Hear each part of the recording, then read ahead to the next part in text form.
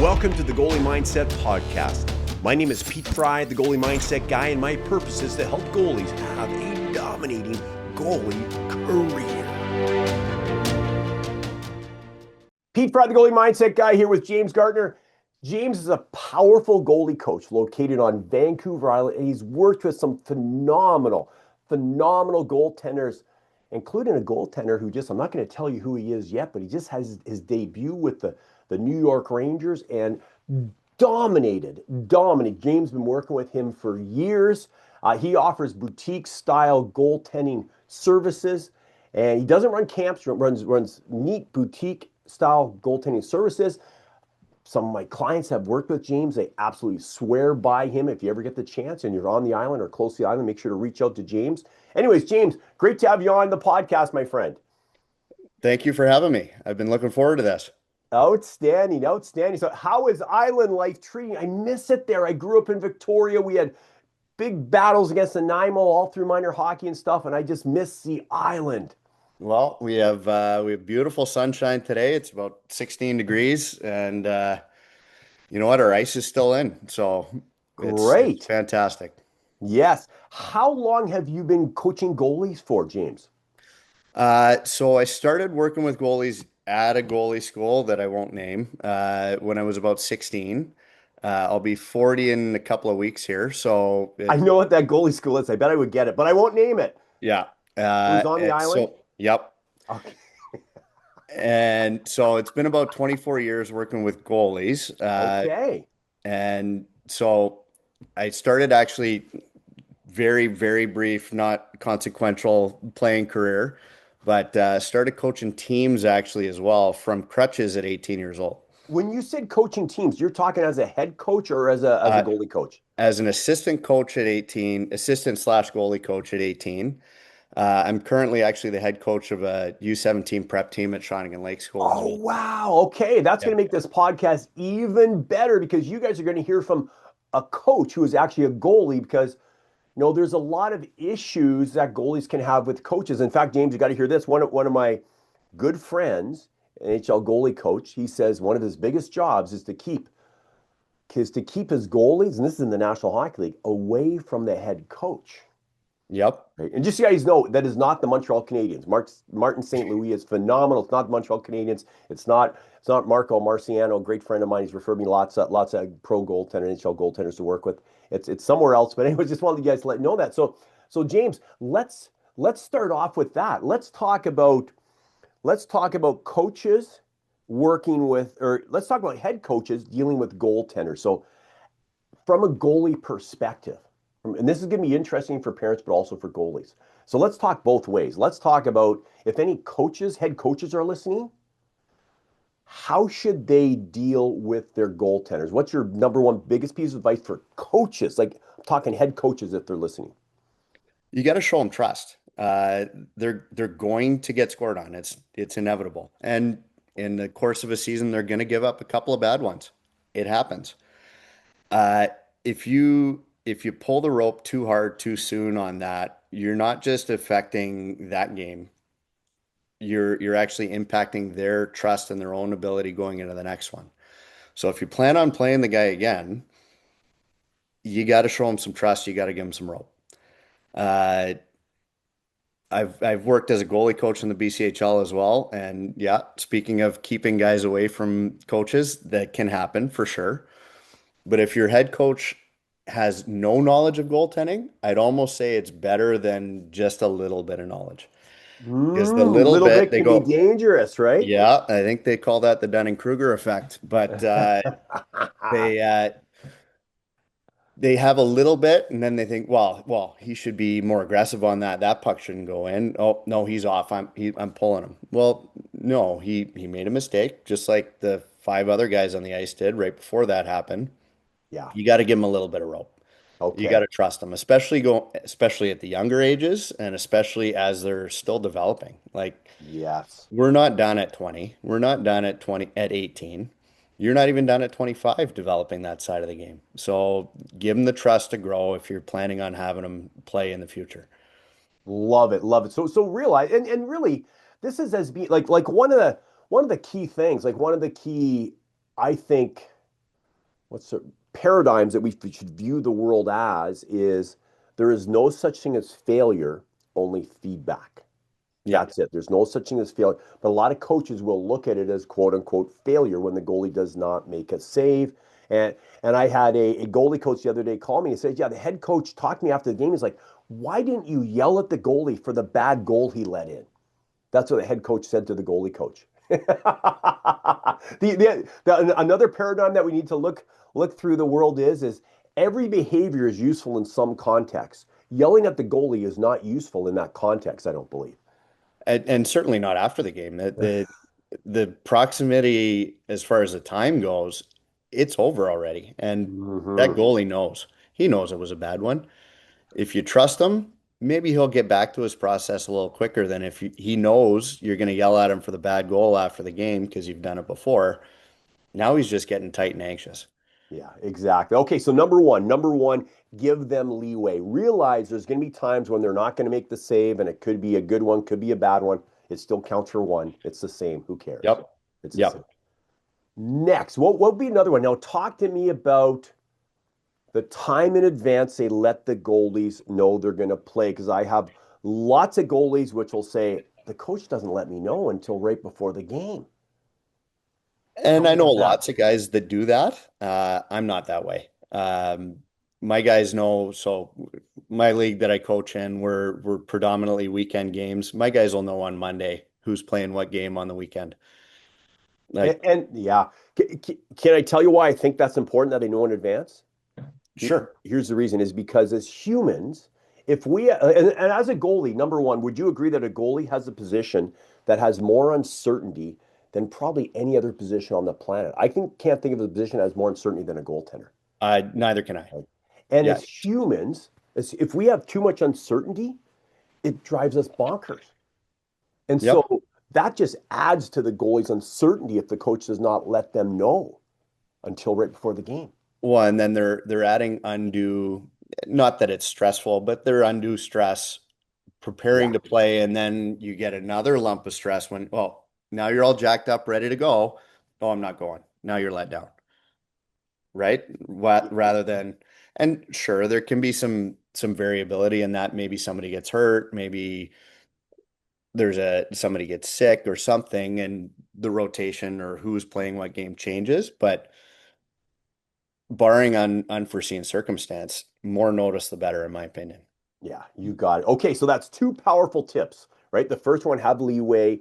The second one, let them know well in advance if they are playing or not. Give them some certainty. And then what would be a third thing? What would be a third advice for coaches that you would give for working with their goaltenders, head Let coach? them be themselves. So some goalies like to be part of the room, part of the social atmosphere. Some don't. Mm, Some are both, depending on whether or not they're playing. Uh, and let them be themselves. It's their process, it's their game. Would you tell a starting pitcher in baseball, well, you can't do your thing before the game when you're starting? Of course not. It's so mental that you need to allow them to get into their process and into their right headspace before they play. so there's no right way that a goalie should be before a game. Let them be themselves. Yeah. I mean, NHL, for example, 32 teams, 32 starters, 32 different approaches. And that's the best in the world. So Yep. There you go. Okay, outstanding. Okay, next. Let's talk about some goaltenders, three goalies that you've worked with that you're most proud of. I'm going to ask you some questions about them, but who would the three be and why? Uh, well, Dylan Garand for for an obvious one here. Just got his NHL debut, as you mentioned, with the Rangers. He is so dialed in every time I see him, and such a genuine human being outside of the net too. Uh, this is a couple summers ago. I was going on the ice with a couple of my other guys. He wasn't skating yet, but he was out there helping little kids learn how to play net in a skill skate for players. And just so focused on what they were doing and dialed Mm, in, even though it wasn't his career, wasn't anything other than, okay, I'm giving back to the community that I grew up in. yep. Uh, Another example for him, summer skate. He's been skating for 2 weeks. he shows up 90 minutes before an ice time, does his mobility, does his mental prep, does his hand-eye work, does his full routine like you were playing for a summer training skate. I love that. Like I am 0% surprised that he's a pro. Mm-hmm. And he Mm-hmm. was like that when he was 14 years old. Really? So he would treat, Yeah. it's like he would treat practice or exhibition just like, treat every game the same. Treat He treat every game the same. every game, every skate, no matter what it was. Everything was the Yes. same. Yes. And let's, I want to, and we're going to go back to the other two goalies. Before that, though, I just want to segue off of that is that one thing that I talked about with my clients this week is that we should probably never even say the word pressure because pressure is a perception, right? And Correct. Yeah. our our perception is our only reality, yet it's only our reality. And for example, a goaltender like Austin Elliott, when he was in the Memorial Cup championship game, he treated that just like he would a summer game. Yeah. And so Dylan sounds like he was treating that summer game just like he would his first game in the NHL with the New York Rangers. Didn't treat it Yep. any differently. There's the pressure is made up in the mind because it's not real. Well, it's not consequential if you trust your ability to do the job either. Mm-hmm. Yes, If you are ready for where you are and you believe that, where's the pressure? exactly. It's all pressure is all fan mindset stuff. What are the Yeah. fans thinking? What are the coach? That has nothing to do with to be successful. Dylan Grand would do the same stuff in summer hockey as he would his first game for the New York Rangers. Yep. Powerful. Okay, so Dylan's the first guy. Who's the second guy that you're most proud of? I'm actually going to throw a girl in here. Oh, I love it. Who? Kristen Campbell. Oh, I didn't know you worked with Kristen Campbell. I've done a Yep. lot of work with her too. When did you work? That's great. Tell So me. I worked with her several years ago, and then Yeah. she came back to me this summer because her partner lives in Victoria. Mm-hmm. So we spent a ton of time late in August, and then all because their season didn't start till November. We spent a ton of time through the first part of the fall here, and just honestly, she knows how to play. It's not about tweaking or adding things there. It's getting her to really putting her in situations where she can build trust in what she knows to do. Yeah. So getting her to figure out where she needed to be from her own perspective. I didn't add Wonderful. anything magic to the sauce. It was she knows what to do. And again, so driven, so dialed in. Mm-hmm. She's showing up an hour before. She's doing all her prep. She's a pro, so that makes sense. But actually, she texted me a couple of days after because their season's pretty much wrapped up there, just glowing on how consistent she was this year. Team was well under 500. She was 500 points in seven of Mm, 11 starts, under two in eight of 11 starts. She had a great year. And fantastic. just super dialed in, super kind, super appreciative of the opportunity to work on our game. Nice. And so what would it be? So with Dylan Graham, the one thing that separated him was he would treat a summer game just like he would this first game in the Yeah. National Hockey League. What would be the one thing with Kristen Campbell that you saw that maybe made her unique or allowed her to win Olympic gold? She was super, or is super analytical.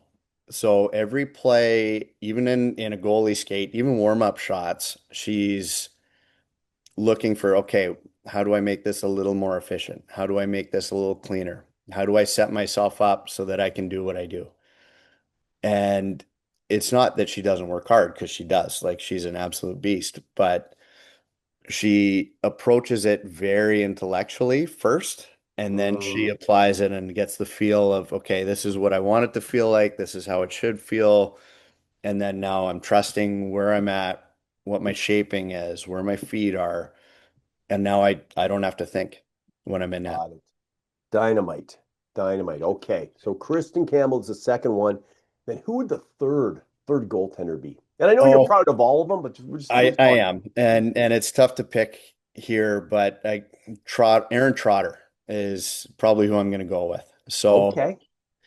Aaron has he just signed an American League tryout offer with Calgary Wranglers after 4 years at St. Thomas in the NCAA. Uh, he's a pretty cool story, actually. So I first started working with him when he was about 12 years old. His parents reached out to me. They wanted some help for their kid. I got him on the ice, started working with him. He was part of Wandafuka minor hockey at the time. Oh, he was. Do you know who else played in Juanifica? Dylan Grant Me. and you. Well, there's three. A long time ago. Yeah, Dylan Grant. Yeah, Yep. it was great back in the days. Wow. Do you know Yep. Danny Woodley? Yes, I do. How do you know Danny? Just through, not well, but like Okay. through different channels. Yeah, Yeah. his dad Dave used to run the arena there. Yeah. He was my coach back then, phenomenal coach. Anyways, Oh, I'm getting off track here. Boom. so Back to you. Trotz, Aaron Trotter. Trotz is at Wandafuka, and I was doing some goalie work with Victoria Racket Club at the time. Sorry. No, that's And great. Yeah, we used yeah, to have battles against them back in the day. exactly. Love it. That's why I'm saying sorry.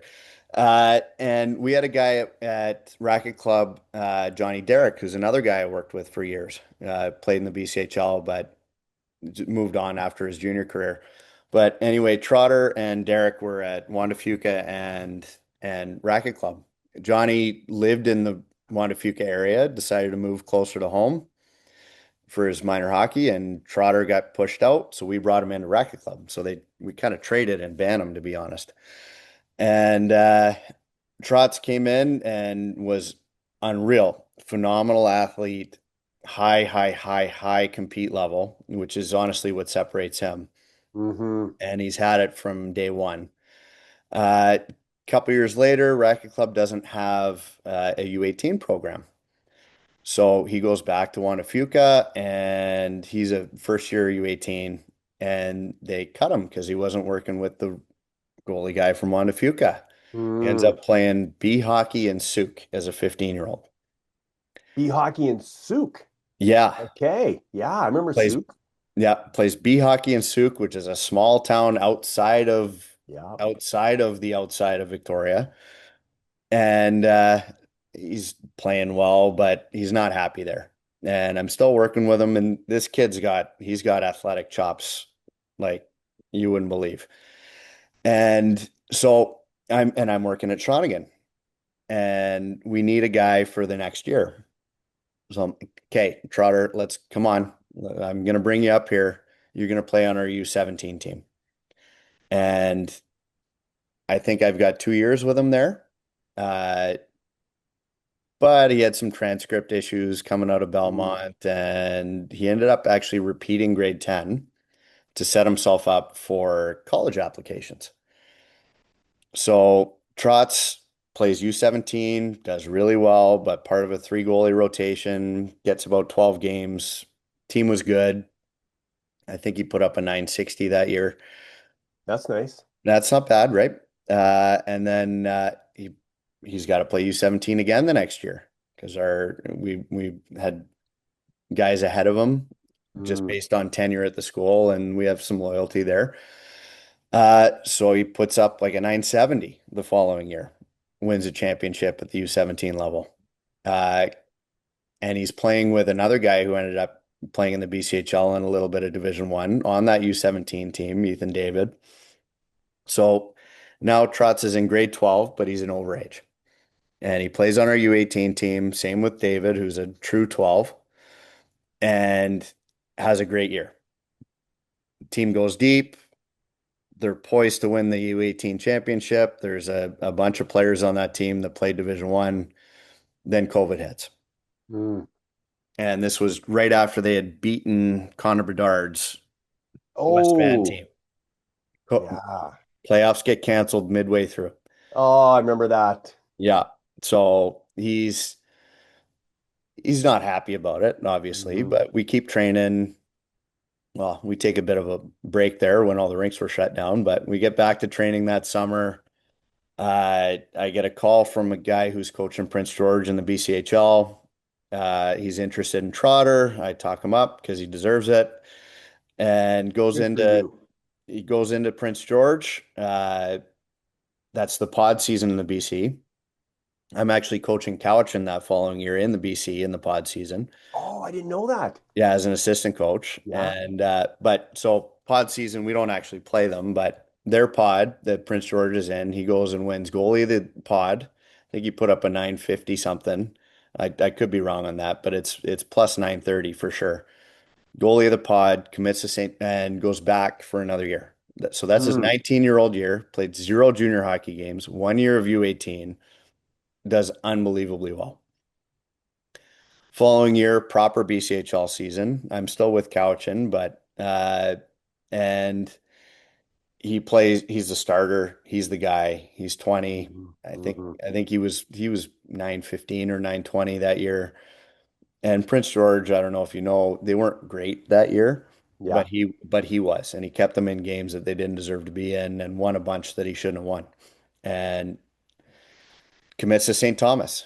And he picked St. Thomas not because they were the only offer. He had about 5 or 6 schools interested, Mm. but they believed in him and they said, "We want you to play as a freshman." And goes in, plays as a fresh, starts as a fresh, gets a Washington Capitals development camp invite after his freshman year in college. Nice. Yeah. Uh, at camp there, I get a text from Lyle Mast. Who is this Trotter kid? You've done an unreal job with him. Really? From Lyle Mast. From Does Lyle. does Lyle work with Washington Capitals now? I don't think he does full time, but they brought him in for dev camp that Oh, year. they did. Okay. Okay. Yeah. So and I know Lyle not super well, but well enough. I Hmm. When I went out to 360 there with Hutchie a few years back, I jumped on with Lyle for a few skates with Clay Stevenson. So Yeah, Lyle does some good stuff. yeah, he does. And we have similar philosophies about the head trajectory piece Yep. and just how detailed and how important that is from a technical standpoint. But so Trotz is now he's in college, he's loving it. He's having a real good college career at over 900 his whole career at college on a smaller, weaker Division One program. Even this year, after the CHL players are invited. So the Hmm. level's gone up there and he's stayed consistent. And like this kid, his dad drives a concrete truck. His mom's a travel agent. They're not loaded. They're a hardworking family. They're blue Don Cherry collar, would love them. Yes. hardworking blue collar. Yeah. He had summer jobs. He paid for a lot of his own training. He just grit and Yeah. never satisfied with where he was at. Kind of a mix between the two of the special factors there on Kristen and G. As far as super dialed in, does all his prep, treats every skate like it's a game and every game, but also very intellectual about trying to analyze, okay, what changes do I want to make or what Hmm. adaptations do I want to add to help me for not just where I'm at, but where I'm going. Yeah. And actually, another piece, he turned down the Wranglers last summer, because he wanted to graduate college. Really? Yeah. You know what? That's you know who talked to me about something similar was Dwayne Rollison. Yep. I know Dwayne too. Yeah, he worked with Sean again for a while, didn't he? Or the Giant, or no, the Royals. He Yeah. was actually an assistant coach at Shawnigan. I Oh, actually okay. coached both his boys. Oh yeah. He's a great guy, but he stayed in college and Yeah. as opposed to signing early, right? And yeah. Yeah. Okay. So, well, Trotter again, coming from that blue collar background, he wanted to get graduate with a degree. Yeah. He didn't want to have to go back. He wanted to be the So, first person in his family to get a yeah. degree. Good for him. Yeah. And they billeted Grizzlies when he was a kid, and his billet brother that he was really close with also did that. He ended up playing not much in pro, but a skater, not a goalie, but Hmm. really had a good influence on him. So, but he just a genuine, hardworking, driven, but also super athletic kid. Yep. Okay. So Aaron Trotter, he's the third guy. Yeah. Okay. So Dylan Garand, Kristen Campbell, Aaron Trotter. Wow. So everyone keep an eye on those three for sure. I'm going to ask you another question here. This will be interesting for all goalies listening for when you go to camps, when you go to tryouts. What, here's a question. I'm not going to ask you how do you choose what goalie you're going to pick on a team because because a lot of times that's going to be based on performance. I'm assuming, right? But Yeah. if there are two goalies that are say the same, like you're looking at them and they're performing basically the same out there, and there's only Yeah. one spot available. What are the three things? I'm going number three today. What are the three things that you're going to look for that's going to determine which of those two goalies you're going to choose based on their performance being the same on the ice? What are the three things you're going to look for to It, choose one over the other?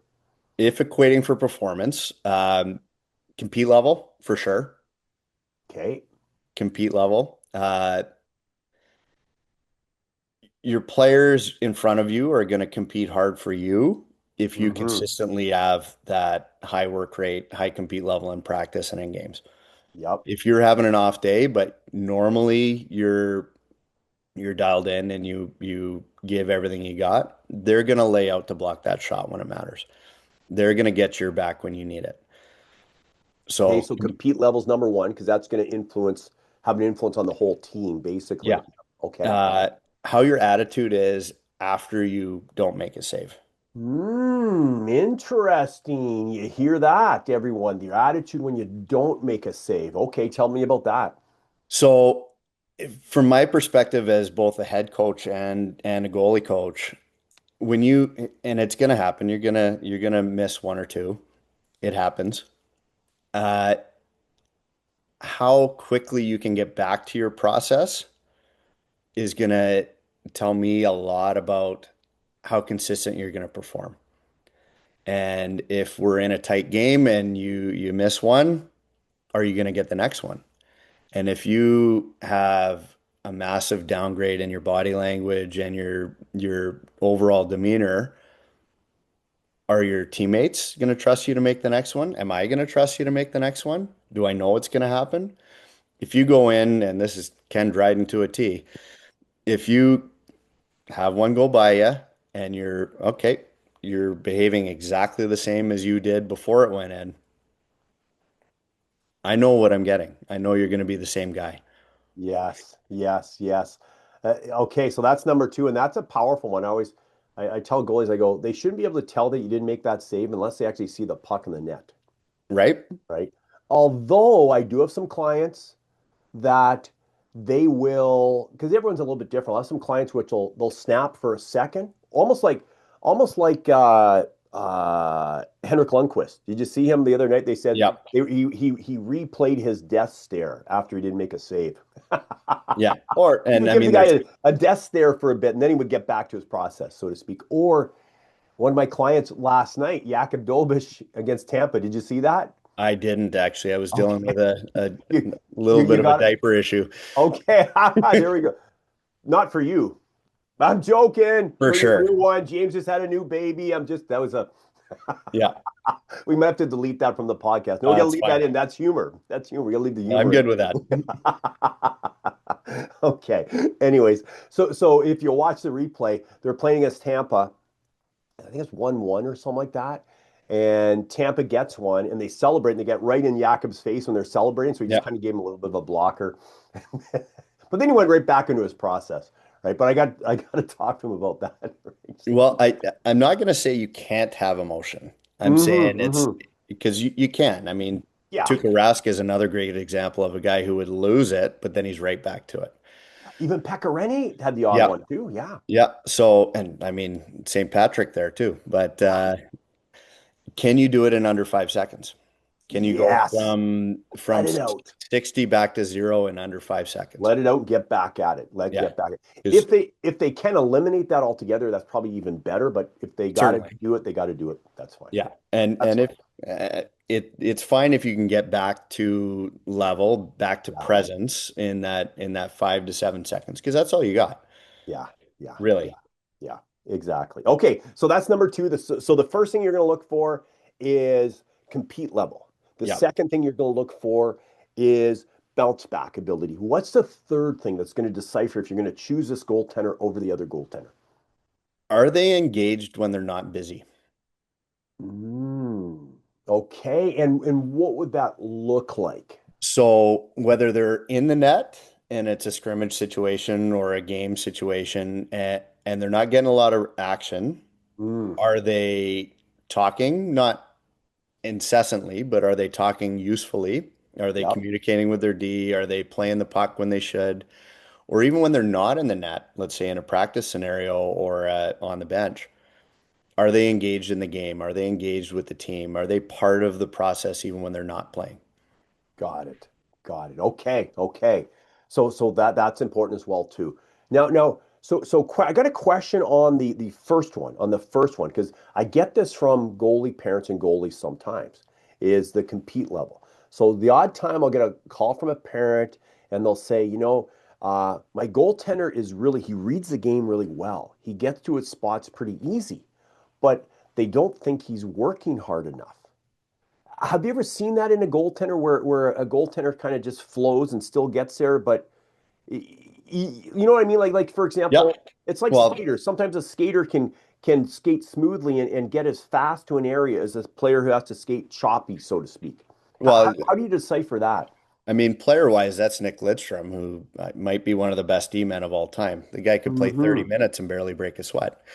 Yeah. But it, so this is where some goalie knowledge really comes in, is Mm. if you're competing, that doesn't mean you abandon the structure of your game.